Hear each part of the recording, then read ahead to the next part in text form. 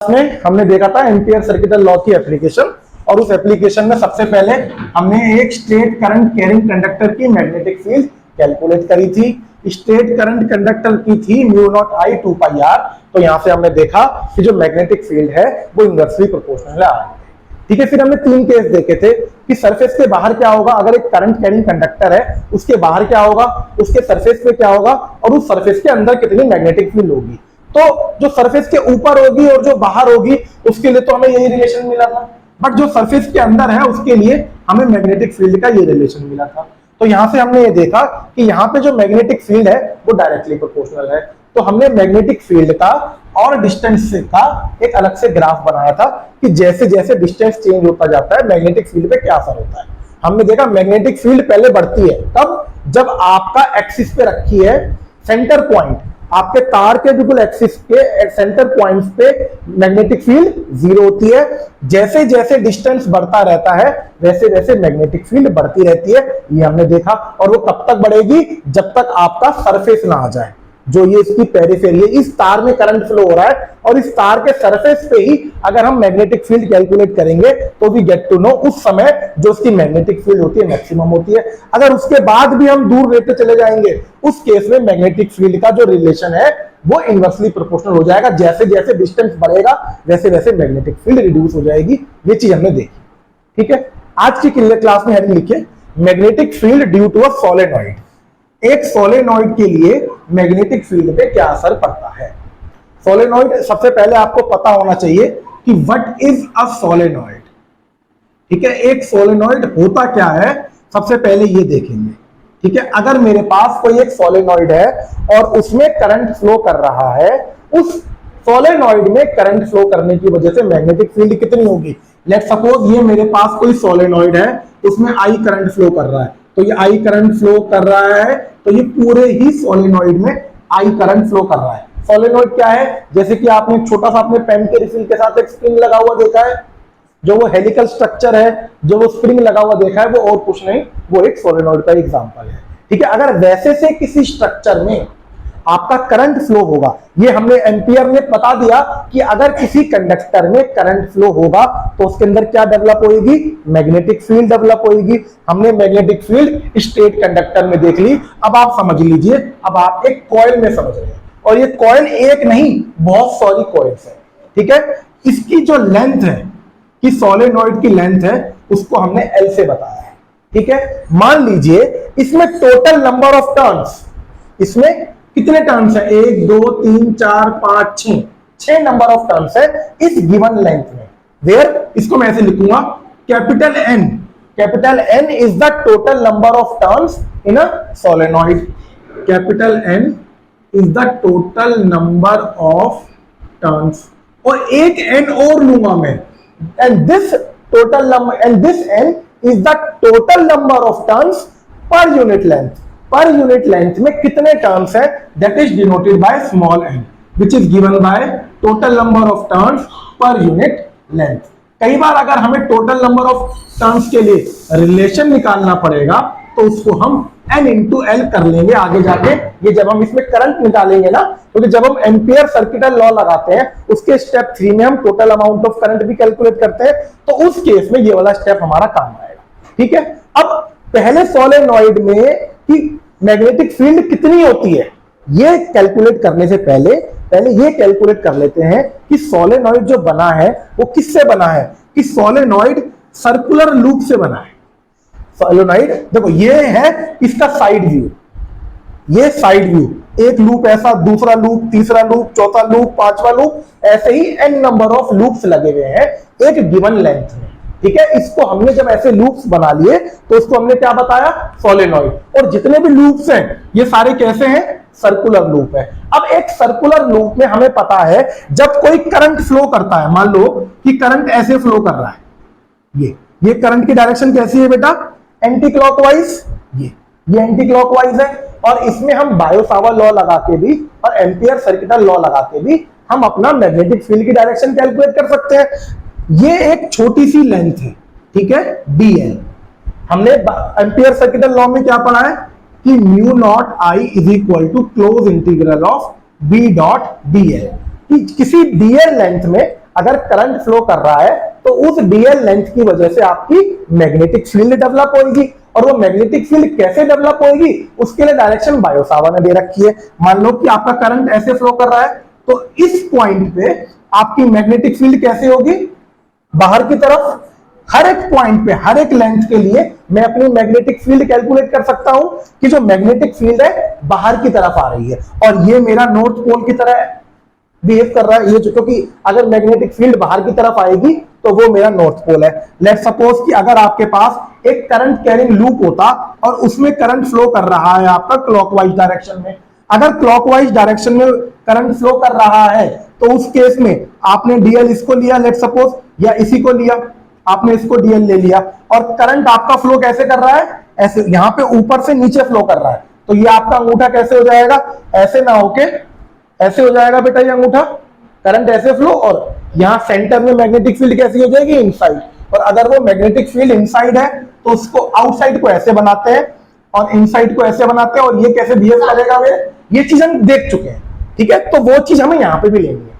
तो अगर मेरे पास एक करंट कैरिंग कंडक्टर है और उस करंट कैरिंग कंडक्टर को मैंने एक गोल लूप की तरह बनाया है, तो उसमें करंट अगर एंटी क्लॉकवाइज फ्लो कर रहा था तो उसमें मैग्नेटिक फील्ड डेवलप होगी और मैग्नेटिक फील्ड इसमें बाहर की तरफ डेवलप होगी। अब एम्पियर सर्किटल लॉ ये कहता है कि जो यहां पे मैग्नेटिक फील्ड डेवलप होगी वो ऐसे एक लूप की तरह डेवलप होगी। हमें क्या पता है, एक स्ट्रेट करंट कैरिंग कंडक्टर में मैग्नेटिक फील्ड ऐसे डेवलप होती है ना, ऐसे ऐसे। यही तो एम्पियर सर्किटल लॉ ने कहा है कि हर एक पॉइंट पे आर चेंज होता जाता है और आर चेंज होने की वजह से जो ये लूप है, लूप की लेंथ इंक्रीज हो जाती है। तो इसलिए आपके जैसे जैसे आप दूर जाते जाओगे लूप की लेंथ बड़ी हो जाएगी और इस लूप की लेंथ की वजह से आपकी मैग्नेटिक फील्ड दूर जाने में डिक्रीज हो जाती है। तो एक स्ट्रेट करंट कैरिंग कंडक्टर में ऐसे मैग्नेटिक लूप्स बनते हैं। बट अगर इसको मैंने एक छोटा सा कंडक्टर डीएल भी तो एक स्ट्रेट करंट कैरिंग कंडक्टर है, तो इसके अंदर भी छोटे छोटे क्या बनेंगे बेटा, लूप्स बनेंगे। और वो कब तक बनेंगे, जब तक कि वो मैग्नेटिक फील्ड उसके सेंटर में ना आ जाए। केवल इस डीएल पे नहीं बनेंगे, इसके चारों तरफ डीएल है, वो मैग्नेटिक लूप्स चारों तरफ बनेंगे, यहां भी बनेगा, यहां भी बनेगा। और वो कब तक बनता रहेगा, जब तक वो लूप सेंटर पे ना आ जाए। और यहां पे मैंने देखा कि जो मैग्नेटिक फील्ड की डायरेक्शन है वो बाहर की तरफ है। तो थोड़ी देर में हम ये देखेंगे इस लूप के सेंटर में ऐसा लगेगा कि जो मैग्नेटिक फील्ड है ना वो एक स्ट्रेट लाइन में ट्रेवल कर रही है। केवल कब, देखिए इसको, देखिए ये लूप है, ये मेरा करंट कैरिंग कंडक्टर है। इस करंट कैरिंग कंडक्टर में करंट ऐसे फ्लो कर रहा था, ठीक है। अगर ऐसे फ्लो कर रहा था तो मैग्नेटिक फील्ड की डायरेक्शन इनसाइड, और अगर करंट ऐसे फ्लो कर रहा था तो मैग्नेटिक फील्ड की डायरेक्शन ऐसे आउटसाइड।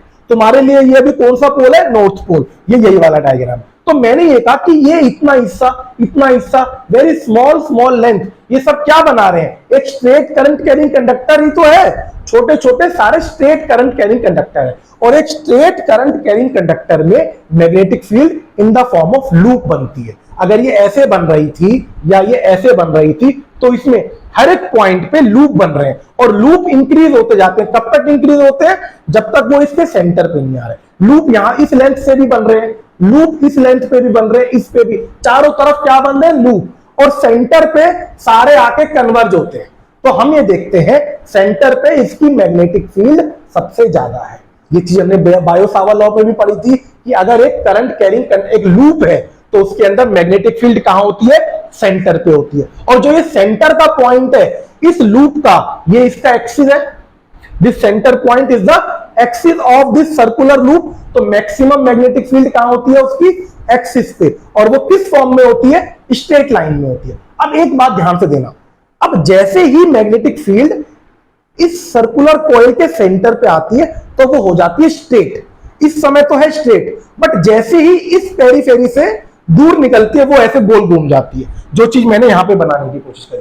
सेंटर पे आके कैसी होती है, स्ट्रेट, बट जैसे ही इसके सेंटर से, इसकी सीट के सेंटर से बाहर निकलती है, ये इनने ऐसा टर्न बना लिया, बट सेंटर पे स्ट्रेट है। तो अब हमने क्या करा, ऐसे लूप, एक लूप बनाया, इसके सेंटर में मैग्नेटिक फील्ड कैसी है, स्ट्रेट, बट जैसे ही ये मुड़ने वाली थी, मैंने इसको एक दूसरा लूप और दे दिया। ठीक है, देखो जैसे कि यहां पे हमने देख लिया कि सेंटर पे एक किसी सर्कुलर कॉइल के सेंटर पे मैग्नेटिक फील्ड कैसी बिहेव करेगी, एक स्ट्रेट लाइन की तरह।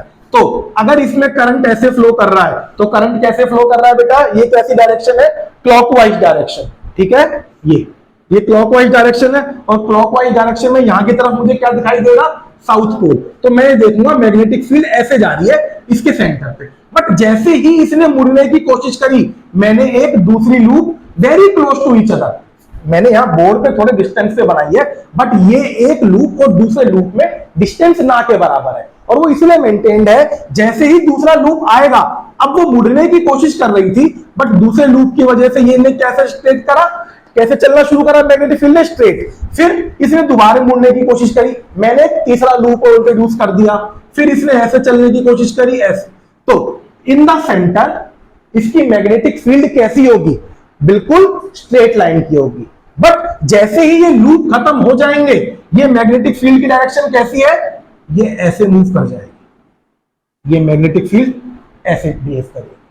सेंटर में केवल स्ट्रेट की तरह है, मैग्नेटिक फील्ड केवल सर्कुलर लूप के सेंटर में सीधी है। जैसे ही सर्कुलर लूप से बाहर आई, उसने मुड़ना शुरू कर दिया। जब तक मैंने कोशिश करी इसको स्ट्रेट रखने की, मैंने उसको इतने सर्कुलर लूप दे दिए और उतने सर्कुलर लूप को मैंने डिफाइन किया एक नई चीज से, जिसको मैं कहता हूं सोलेनॉइड। तो सोलेनॉइड की क्या खास बात है, सोलेनॉइड की ये खास बात है कि जब भी आप किसी सोलेनॉइड में करंट को फ्लो करवाओगे, जब तक वो सोलेनॉइड की लेंथ है, उसके सेंटर में जो मैग्नेटिक फील्ड होगी वो हमेशा स्ट्रेट लाइन में फ्लो करेगी। और क्योंकि ये क्लॉकवाइज में करंट जा रहा था, यहां की तरफ इसका साउथ पोल बन गया और यहां की तरफ इसका नॉर्थ पोल बन गया। बट मैग्नेटिक फील्ड की यही एक डायरेक्शन नहीं है बेटा, यही एक डायरेक्शन नहीं है। मैग्नेटिक फील्ड ऐसे भी जाएगी, इसमें ये भी डायरेक्शन है। ठीक है, ये भी एक मैग्नेटिक फील्ड की यहां पे डायरेक्शन है।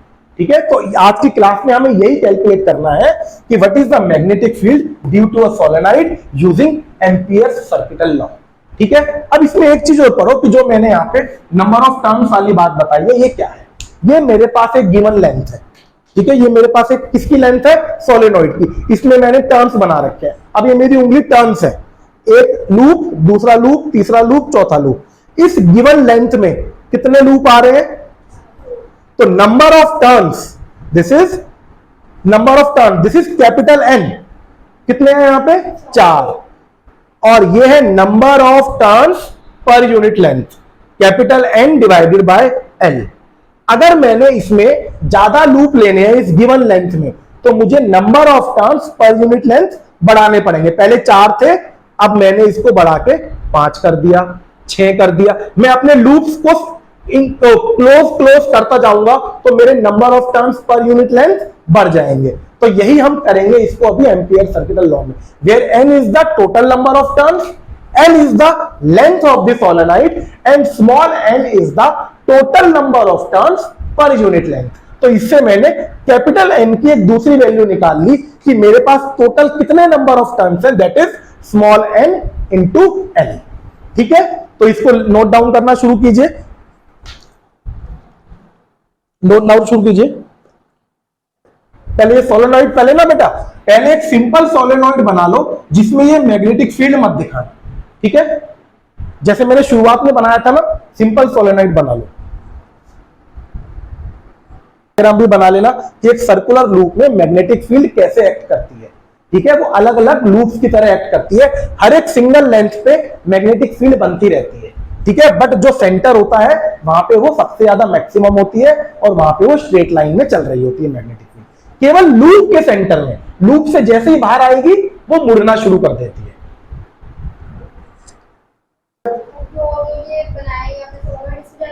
देखो पहले वाले पार्ट में गोला नहीं है बेटा, ये मैग्नेटिक फील्ड लाइंस हैं, ये मैग्नेटिक फील्ड लाइंस हैं। ये जो सेंटर में है ना, ये वो तुम्हारी मैग्नेटिक फील्ड लाइंस है। बेटा देखो आप क्या करो, व्हाट इज अ सोलेनॉइड, ये अलग से सोलेनॉइड ऐसे बना लो। दिस इज योर सोलेनॉइड, इसके अंदर आपने करंट को पास किया। जब आपने इसके अंदर करंट को पास किया तो आपने देखा सेंटर में मैग्नेटिक फील्ड बनी है। इस सेंटर को हम इस सोलेनॉइड का कहते हैं एक्सिस। और सुन लो, अब इस एक्सिस के इस पॉइंट पी पे कितनी मैग्नेटिक फील्ड है ये कैलकुलेट करने बैठे हैं। हम और कहीं कैलकुलेट नहीं कर रहे हैं, मैग्नेटिक फील्ड और किसी पोजीशन पे भी हो सकती है, बट हम कहां कैलकुलेट कर रहे हैं कि सोलेनॉइड के एक्सिस पे कितनी मैग्नेटिक फील्ड है, इस पॉइंट पी पे कितनी मैग्नेटिक फील्ड है, हम ये कैलकुलेट कर रहे हैं और कुछ कैलकुलेट नहीं कर रहे। ठीक है, इस चीज की कैलकुलेशन के लिए हमने एक सोलेनॉइड बनाया है, उसमें उसकी मैग्नेटिक फील्ड लाइंस शो करी है अभी तक, और कुछ नहीं किया। और यहां पे हमने टोटल नंबर ऑफ टर्न्स और total number of turns per unit length को शो किया है, और कुछ नहीं किया। The circular coils are were in a solenoid, the circular coils are very close to each other in a solenoid. The circular coils are very close to each other, therefore the magnetic field at the center remains straight. Therefore magnetic field at the center remains straight along its axis,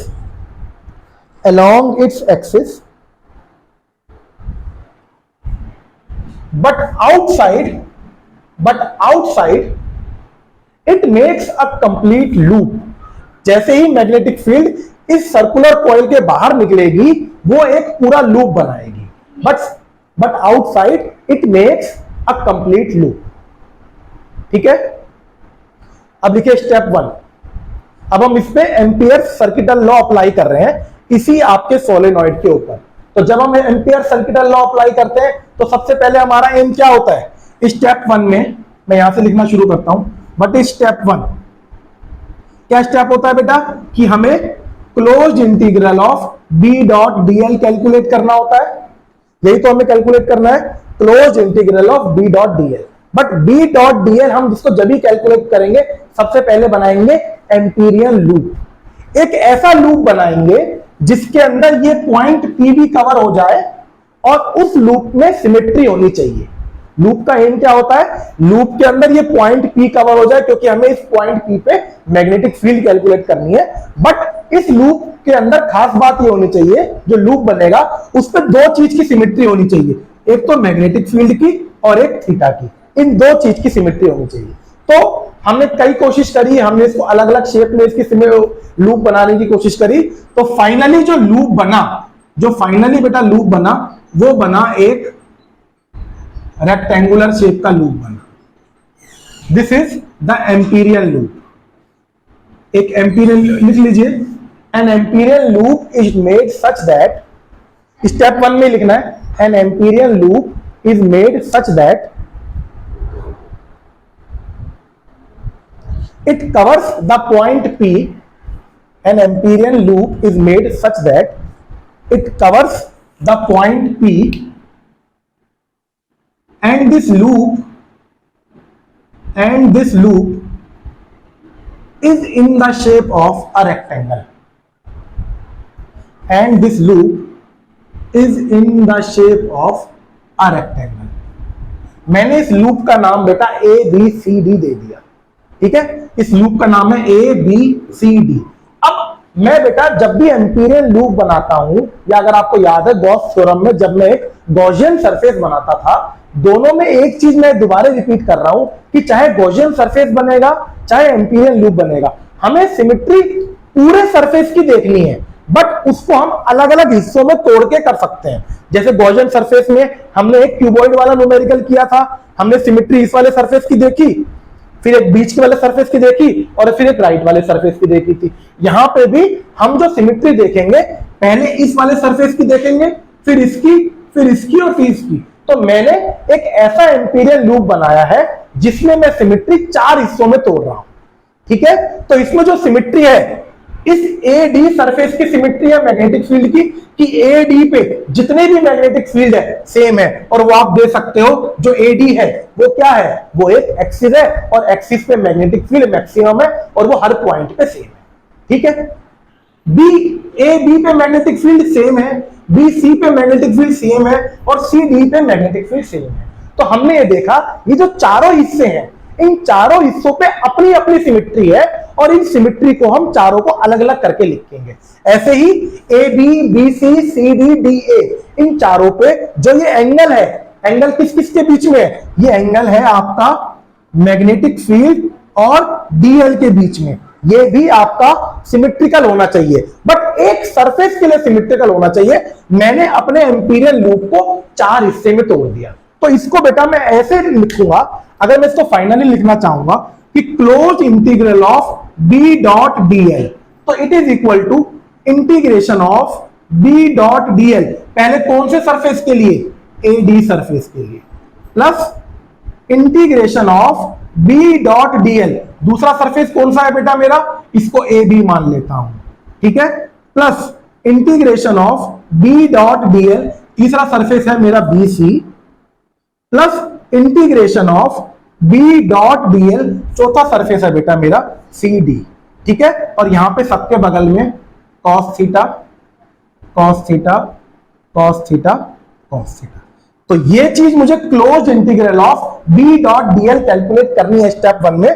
तो मैं उसको अभी तक मैंने क्या किया, क्योंकि मैंने हमेशा सर्कुलर लूप बनाया था और सर्कुलर लूप में मेरा एक ही सरफेस बनता था, बट यहां पे मैंने कैसा लूप बनाया है? रेक्टेंगुलर लूप बनाया है, और इस रेक्टेंगुलर लूप को मैंने 4 छोटे छोटे हिस्सों में बदल दिया, और अब इन 4 छोटे छोटे हिस्सों में मैग्नेटिक फील्ड और थीटा कांस्टेंट है, ठीक है, इसलिए मैंने इसको यहां पे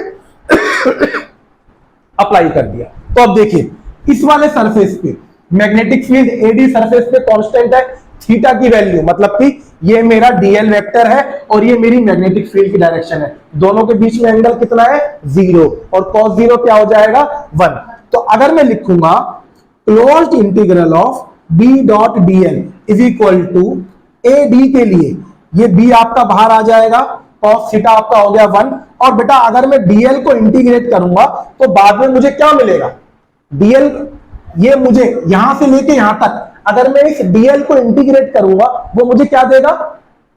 सामने देखो, यहां से लेके DL DL DL DL DL, ये मुझे क्या देगा? लेंथ ऑफ दिस कंडक्टर, यही तो हमने इसको एल लिया है। तो इस चीज को, इस इंटीग्रेशन को मैं यहां से हटा के मैं बी डॉट एल लिख सकता हूं, केवल किसके लिए? एडी वाले हिस्से के लिए। अब बेटा दूसरे वाले हिस्से के लिए आएंगे, मैं चारों हिस्से के लिए अलग अलग कैलकुलेट करके बता रहा हूं। दूसरे वाला हिस्सा है बी डीएल कॉस थीटा, किसके लिए? ए बी के लिए। ए बी, बेटा यहां पे जो मैग्नेटिक फील्ड है, देखिए बेटा प्लीज, यहां पे जो मैग्नेटिक फील्ड है और जो आपका डिस्प्लेसमेंट वेक्टर है, दोनों के बीच में कैसा एंगल है? 90 डिग्री, और cos 90 क्या हो जाता है? 0, तो इसलिए ये पूरा क्या हो जाएगा? 0 प्लस में, ठीक है। ये वाला हिस्सा आइए, B DL cos theta BC के लिए, बीसी, देखो यहां पे मैग्नेटिक फील्ड और थीटा के बीच में और डीएल के बीच में जो एंगल है वो है 180 का, बट आप यहां पे देखिए कि इस वाले हिस्से पे क्या कोई मैग्नेटिक फील्ड है? नहीं, सारी मैग्नेटिक फील्ड हमने कहां पे दिखा रखी है? इसकी एक्सिस पे। तो यहां पे मैग्नेटिक फील्ड कितनी है? 0, और कोई भी चीज 0 से मल्टीप्लाई होगी तो ये वाला पूरा हिस्सा मेरा क्या हो जाएगा? 0। चौथे वाले पार्ट पे आइए, इस वाले हिस्से के लिए, यहां पे जो इस पे मैग्नेटिक फील्ड है, इस वाले सीधी वाले पार्ट पे, और जो डिस्प्लेसमेंट वेक्टर है वो कैसा है? परपेंडिकुलर, और cos 90 की वैल्यू क्या हो जाएगी? 0, तो यहां भी क्या वैल्यू हो गई? 0। तो कुल मिला के अगर मैंने स्टेप 1 में कैलकुलेशन करी close integral of Amperian loop, Amperian loop में बी डॉट डीएल की क्या वैल्यू है? वो और कुछ नहीं, मेरी बी इंटू एल के बराबर है, where L is the length of the solenoid and B is the magnetic field at the centre या एट द एक्सिस, ठीक है। यहां पे मेरा स्टेप 1 कंप्लीट हो गया, ठीक है। स्टेप 2 क्या कहता है बेटा इसमें मेरा? किसी को याद है स्टेप 2 में हमें क्या करना होता है इसमें? है? अच्छा, स्टेप 1 होता है एम्पीरियल लूप, स्टेप 2 होता है calculation of B dot DL, ठीक है। स्टेप 3 होता है calculation of current inside the conductor, लिख लीजिए step 3। Step 3 is calculation of current. क्या कह रहे हो बेटा? ये स्टेप 2 था, स्टेप 1 था तुम्हारा formation of Amperian loop, formation of Amperian loop. आपने लूप क्रिएट करा है सच दैट कि जो मैग्नेटिक फील्ड है और जो थीटा है उसमें सिमेट्री होनी चाहिए, ठीक है। स्टेप 3 में क्या है? कैलकुलेशन ऑफ करंट, करंट कहां पे कैलकुलेट करना है आपको? Inside the loop, current inside the loop. इस लूप में कितना करंट फ्लो कर रहा है? देखो देखो बेटा, इस लूप के अंदर, इस लूप के अंदर बेटा कितना करंट फ्लो कर रहा है? यहां से गया आई करंट, एक टर्न में आई करंट गया। कितनी नंबर ऑफ टर्न्स है? 5 नहीं है, ऊपर देखो, एक टर्न में कितना करंट गया? आई करंट गया। बट मेरे पास टोटल नंबर ऑफ टर्न्स कितनी है? Total number of turns is n into L. तो या तो आप ये कह सकते हो total current is equal to I into capital N, या I into N into L. लिख लीजिए, this is the total current inside the loop. हाँ लिखते रहिए, धीरे धीरे लिखते रहिए, कोई बात नहीं, टाइम दूंगा एंड में। ये आपका टोटल करंट है। अब हम अपने फाइनल स्टेप की तरफ चल रहे हैं। स्टेप 4 में क्या होता है? Apply ampere circuital law. तो स्टेप 4 में जब मैं एम्पियर सर्किटल लॉ लगा दूंगा, तो एम्पियर सर्किटल लॉ होता है mu naught I is equal to closed integral of B dot D L. Mu naught into I की जगह बेटा मैं ये वैल्यू लगा दूंगा, ये है नील एन आई एल। इसको ऐसे याद रखना, small number of turns N, I is the current, L is the length of the conductor. तो टोटल करंट कितना मेरा नील था, ये नील का मतलब जीरो नहीं है, ठीक है ना, ये नील का मतलब एन आई एल है, is equal to B dot D L की बेटा वैल्यू आई है मेरी बी इंटू एल। इसको मैं अप्लाई कर दूंगा, मुझे निकालनी क्या है? मैग्नेटिक फील्ड निकालनी है। तो B is equal to mu naught N I L divided by L. देखो B is equal to mu naught N I L divided by L. L से एल कट गया, तो मैग्नेटिक फील्ड मेरे conductor में, sorry solenoid में कितनी होती है? Mu naught into I into N. और ये बहुत ही इंपॉर्टेंट रिलेशन है, और इसकी इंपॉर्टेंस अभी बताता हूं।